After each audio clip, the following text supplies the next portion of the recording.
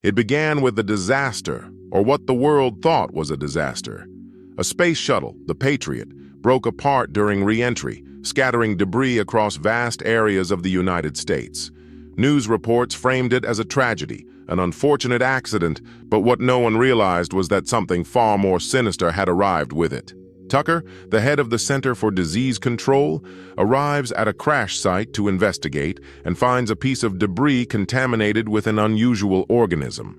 This organism exhibits an extraordinary resistance to radiation and multiplies at an alarming rate, indicating an extraterrestrial origin. As Tucker examines the site, he accidentally cuts his finger. Later that evening, Tucker returns home, where his dog reacts aggressively before completely ignoring him. As he sleeps, his body undergoes a drastic transformation, his face covered in sweat as his cells appear to shift and condense unnaturally. Meanwhile, across town, Tucker's ex-wife Carol is awakened by her son Oliver's terrified screams from a nightmare. She comforts him and stays by his side for the rest of the night. The next morning, Carol receives an unusual call from Tucker, who suddenly expresses a desire to see Oliver despite his prolonged absence. Suspicious, she refuses. After dropping Oliver off at school, Carol heads to work, where she runs into her friend Ben, a doctor who offers her a ride. Ben confides that something is being concealed by the authorities, as many researchers investigating the crash have abruptly resigned.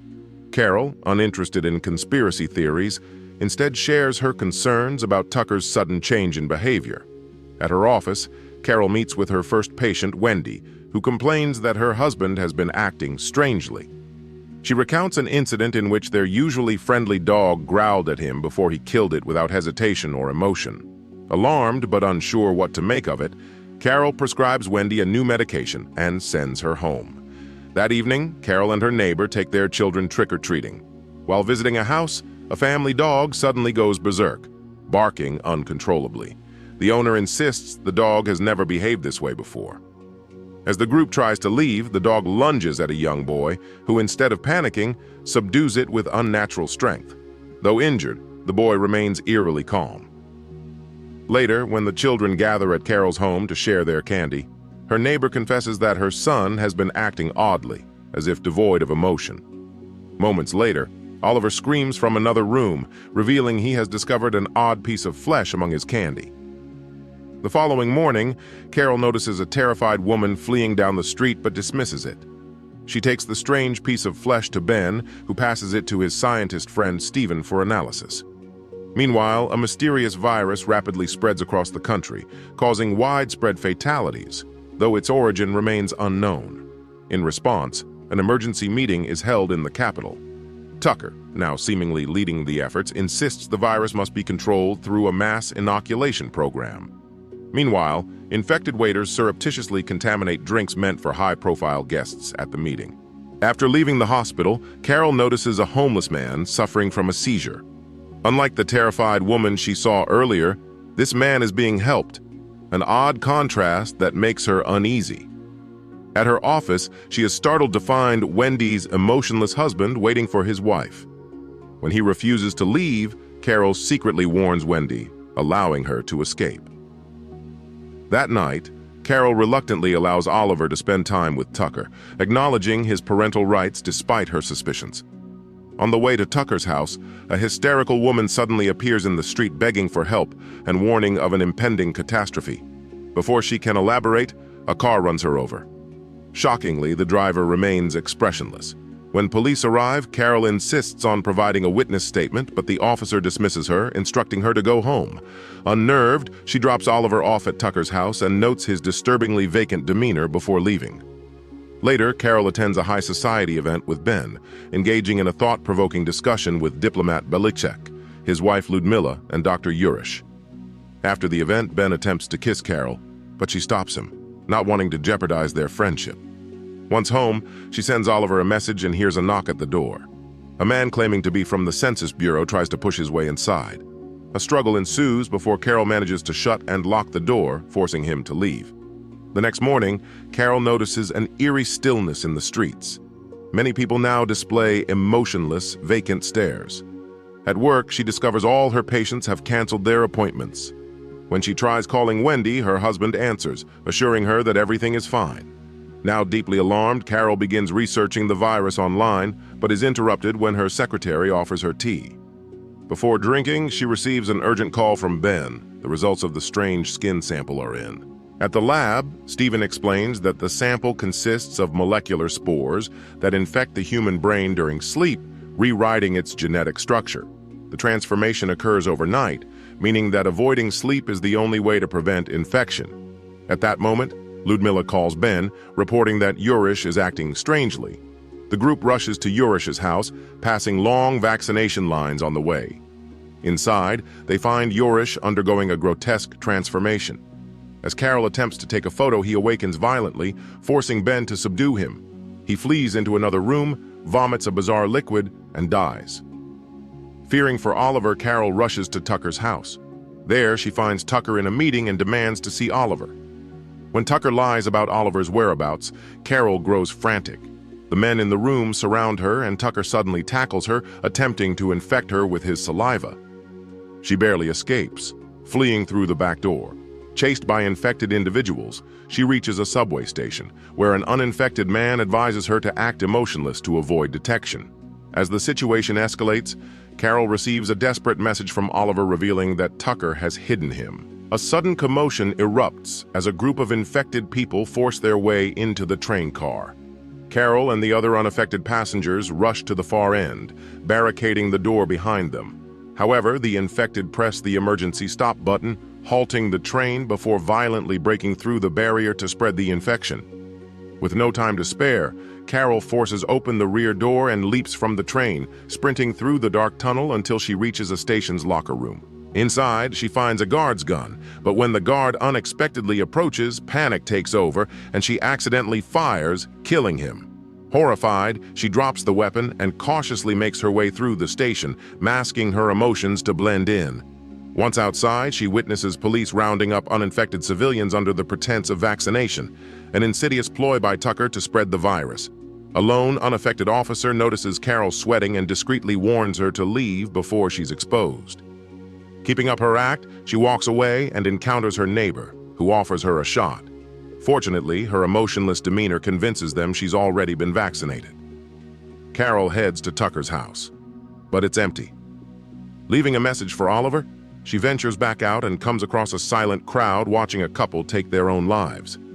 Resisting the urge to react, she moves on until she arrives at the Belasek mansion, where Ben and Stephen are still running tests. After some discussion, Ben agrees to help Carol locate her son while Stephen and his assistant prepare to travel to Fort Detrick, Maryland, in hopes of developing a cure. They all vow to stay awake, fearing infection if they sleep. Soon after, Belasek returns home, and Ludmilla embraces him, only to realize too late that he has been infected. Alert to possible threats, he allows a team of guards inside. Fortunately, Carol and the others spot them through the security cameras and escape through a back exit. Out on the streets, they witness Wendy being forcefully taken by infected officers. She resists, shouting that she had slept yet remained unchanged, but the officers knock her unconscious. As they split up, Carol and Ben discuss her words, leading them to suspect that Wendy may be immune. Their suspicions deepen when they find a dead officer and steal his car. They head to Carol's office, searching Wendy's medical records. Ben discovers that Wendy had encephalitis, a brain condition that seemingly protected her from infection, since the virus only targets healthy brains to replicate. He quickly informs Stephen, who begins analyzing the data. Meanwhile, Carol receives another text from Oliver, revealing that he is being held at his grandmother's home in Baltimore. Shaken, she confesses to Ben that she has already been infected. Ben reassures her, promising they will find a way to save her. Determined, Ben drives recklessly, weaving through barricades, but ultimately sacrifices himself to draw police attention so Carol can escape on foot. When a patrol officer stops her, she maintains her composure, presents her ID, and is allowed to continue.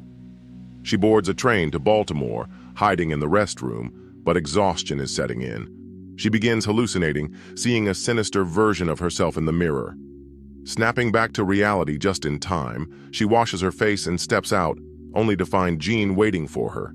He claims to have lost his family and insists he belongs with hers now. When he repeatedly urges her to sleep, Carol feigns compliance, pretending she will rest in private. Upon arrival in Baltimore, Jean checks on her again and catches her picking away strange patches of skin, growing suspicious. Tucker meets them at the station, escorting them to his mother's house, unaware that Carol is acting. She keeps up the facade, pretending to take a phone call from her secretary when Ben calls. Once Tucker leaves for work, Carol seizes the opportunity to search the house. Eventually, she finds Oliver locked in a room. Hesitant at first, he only embraces her after she speaks emotionally, proving she is still herself. He reveals that despite sleeping every night, he has not transformed. Carol realizes his sleeping disorder medication must have granted him immunity. Before they can escape, Jean catches them, but Carol quickly pushes him aside and flees with Oliver. As they race through the streets, Tucker spots them and gives chase. Oliver leads his mother to an abandoned warehouse, where they take cover, but Tucker follows them inside. As he monologues, Carol attempts to sneak toward an exit, but he overpowers her. Before he can infect her, Oliver strikes his father with a metal object. Tucker grabs the boy instead, but Carol seizes the opportunity to knock him unconscious, allowing them to escape.